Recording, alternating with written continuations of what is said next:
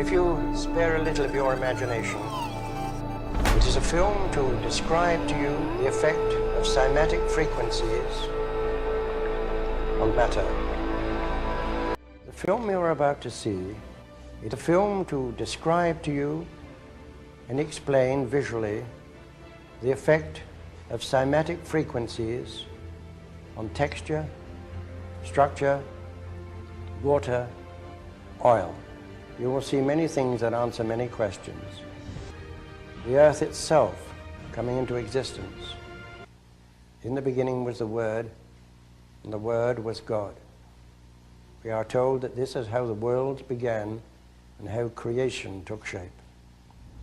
If we put that into the modern idiom and say that into the great voids of space came a sound and matter took shape. Please watch carefully. About 15 billion years ago, there were no stars in the sky.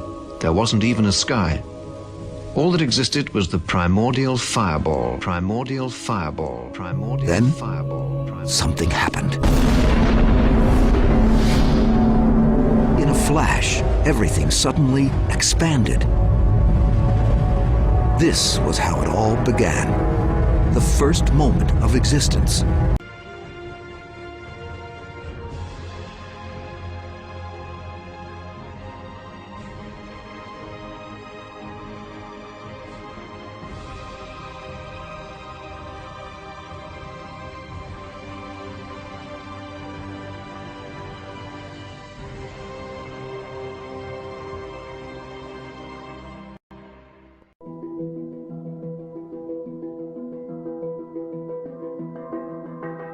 Tonight's talk is consciousness, creativity, and the brain. And if you have a golf ball-sized consciousness, when you read a book, you'll have a golf ball-sized understanding. When you look out, a golf ball-sized awareness. And when you wake up in the morning, a golf ball-sized wakefulness. But if you could expand that consciousness, then you read the book, more understanding. You look out, more awareness, and when you wake up, more wakefulness. It's consciousness. And there's an ocean of pure, vibrant consciousness inside each one of us. And it's right at the source and base of mind, right at the source of thought, and it's also at the source of all matter. All matter originates and exists only by virtue of a force which brings the particle of an atom to vibration and holds this most minute solar system of the atom together. We must assume behind this force the existence of a conscious and intelligent mind. This mind is the matrix of all matter. Matter seems like a good place to begin. The solidity of the world seems totally indisputable. As a fixed thing that you can see and touch, your body is also reassuringly solid. But beginning with Einstein, modern physics has assured us that this solidity is a mirage. All of physical matter, everything we have around us, is the result of a frequency. And what that also means is that if you amplify the frequency, the structure of the matter will change.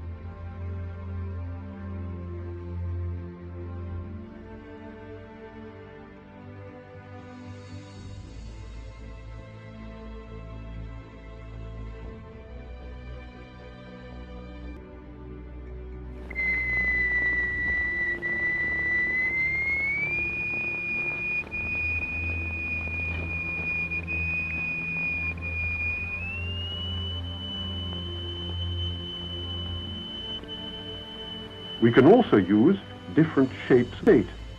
Here we have a triangular plate with a crystal attached to its underside and produce a sonorous figure. We change to a higher note and see a rather more complicated figure.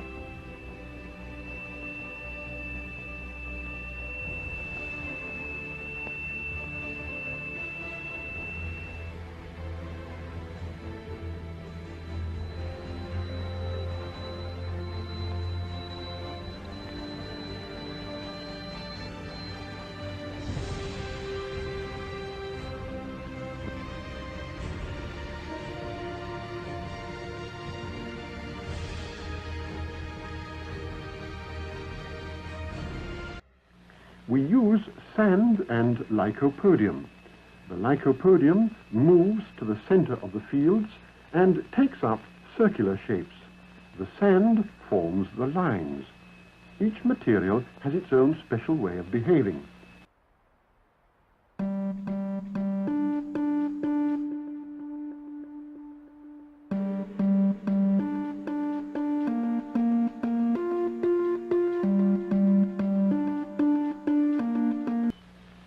The sonorous figures represent stationary waves, but now we can also observe moving waves. Here, the sand is flowing in a current. What is it that drives the rotational effect in our galaxies? What is it that drives the rotation of the planets? What is it that drives and impacts the rotation of Earth? In vibrating glycerin, we see continuous waves which form the queerest figures. And yet, the extraordinary things we see here are simply and solely the effect of vibration.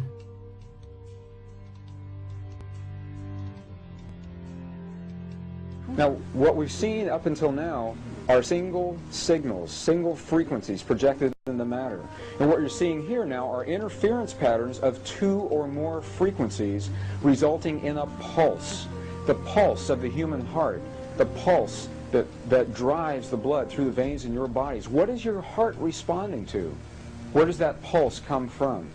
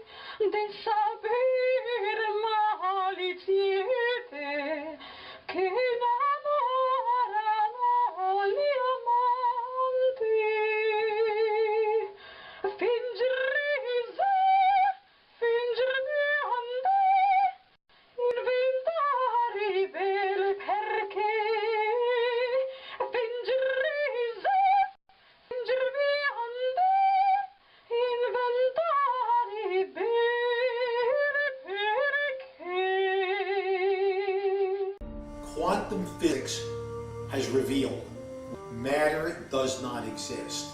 The concept of substance arose from the philosophy of Aristotle, and from that concept came science's conception of matter. The fact of the matter is that the substance of the universe is consciousness.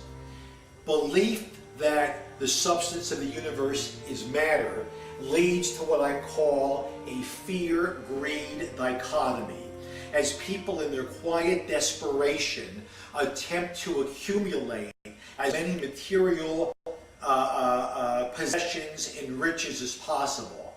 In fact, the substance of the universe is consciousness. Therefore, it is behavior that is important. Fear has a long and slow frequency vibration to it, while love has a very rapid and high frequency. To show that vibration is the very foundation of existence, Hans Jenne developed what is known as cymatics in the 1940s to show that when vibrations of sound are passed through a form of media, there is a set pattern that will follow. When the frequency increases, the media develops into a more complex pattern. Precisely what is happening to our Earth and to humanity. There are 64 possible codes of amino acids in our DNA structure made from 4 elements: carbon, oxygen, hydrogen, and nitrogen. By any means of logic, we should have all 64 codes activated within our DNA structure. Yet we presently only have 20 active codes. And these 64 possibilities, it appears that only 20 of these codes are turned on right now for us, the 20 amino acids. There is a switch that turns off and turns on where those coding sites lie, and that the switch for that turning off and turning on is what we call emotion. And this is the first time that we've ever seen the patterns of emotion directly physically linked to human genetic material. Well, fear is a long, slow wave of emotion. So this wave of fear is a long, slow wave and touches relatively few sites on this DNA. So an individual living in fear is limited to the number of antennae that they have available to them, whereas an individual living in the pattern of love, this is love in DNA, you can see it's a higher frequency, shorter wavelength. We have many more potential sites for coding along that genetic pattern. The information, this is amazing. This is the first time we've ever had a hard digital link between emotion and genetics. This is the story of you. Who you are started with DNA inherited from your mom and dad. Your DNA makes up your genome, the genetic blueprint that makes you, you. Turns out, there's a higher level of complexity called the epigenome. Here's how it works. As you go through life making choices, your epigenome adds genetic tags to your DNA. Good lifestyle choices turn healthy genes on and unhealthy genes off.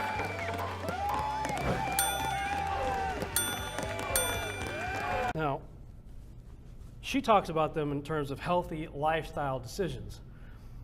But I have a friend of ours was studying biology and came across a very similar study, if not the same study. And she was talking about some sort of focus group that was done with people who had made poor lifestyle decisions, like committing adultery or murder. And apparently they found that in these focus groups, where they had a whole group of people who committed the same poor lifestyle decision, they all had a genetic marker on their DNA, like a scar, at the same point on their DNA. So everybody who committed adultery had the same genetic marker in the same spot on their DNA, a scar. Likewise, people who committed murder, they had a different mark in a different place. So could it be, I mean, when we talk about sin, they're referring to them as poor lifestyle decisions. Let's just call them sin. That's how our sin is actually passed on to the third and fourth generation, genetically, through these, what she calls epigenetic markers.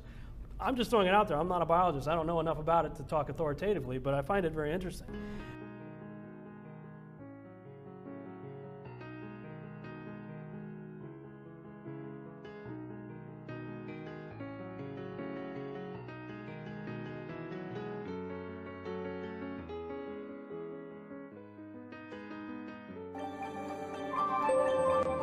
Dr. Emoto has conducted another interesting experiment. He placed rice into 3 glass beakers and covered it with water. And then every day for a month, he said, "Thank you" to one beaker, "You're an idiot" to the second, and the third one he completely ignored.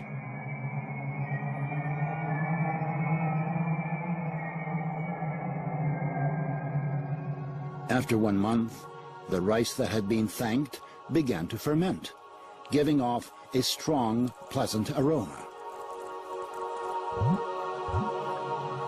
The rice in the second beaker turned black, and the rice that was ignored began to rot. Dr. Emoto thinks that this experiment provides an important lesson, especially with regard to how we treat children. We should take care of them, give them attention, and converse with them. Indifference does the greatest harm. Okay, today is day 76 of the rice experiment. And we'll have a look at how the rice is doing. Okay, here is the rice I speak positively to every day. And there is no green mold whatsoever. Just a little bit of white. But that's it. It looks all right. Not too bad. Okay, now for the rice I speak to negatively. It's just awful. Whole lot of green mold. It's gotten even darker. And green mold there. So there we go. So speak to negatively every day. And the ignored rice has gotten a whole lot worse. Now there's a whole lot more. And it's got, look at it's like brown and orange and white. A whole lot of mold. It's gotten like really brown. Horrible color. Anyways, so that's the rice I ignore. So find it really interesting after 76 days that the positive rice is still looking so good compared to these two.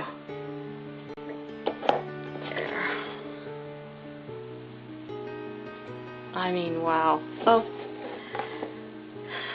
anyways, I'll keep you updated and probably go on with this for a bit longer. Keep you updated. Today is March 27th, 2008, so because this year was a leap year, it's exactly 30 days from the day that we started our experiment. I think it's an hour ahead, but really not a huge deal. We did plan on videotaping every 5 days, but then we realized that that really wasn't necessary because the results would speak for themselves. Hence we have 30-day-old rice that says thank you on it. Perfectly white. It's not even yellow, I don't think. What do you think? It's white. Looks good. And then we have the yucky you fool rotted jar that makes me want to vomit looking at it. It's like stuck in there. Look at that. Oh, I'm so not cleaning it. Okay, that's disgusting. And these were done on the same exact day. And we just spoke to them at least once a day, and these are the results of the words that we spoke to them. Thank you and you fool. And really it's amazing, and it's been a great experience doing this because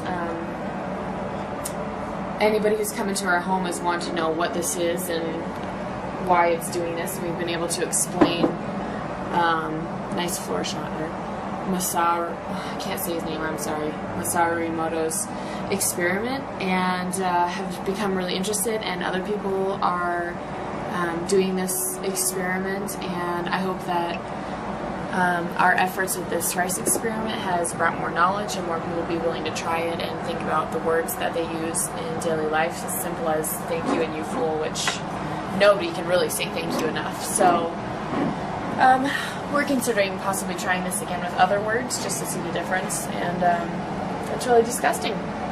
So thank you.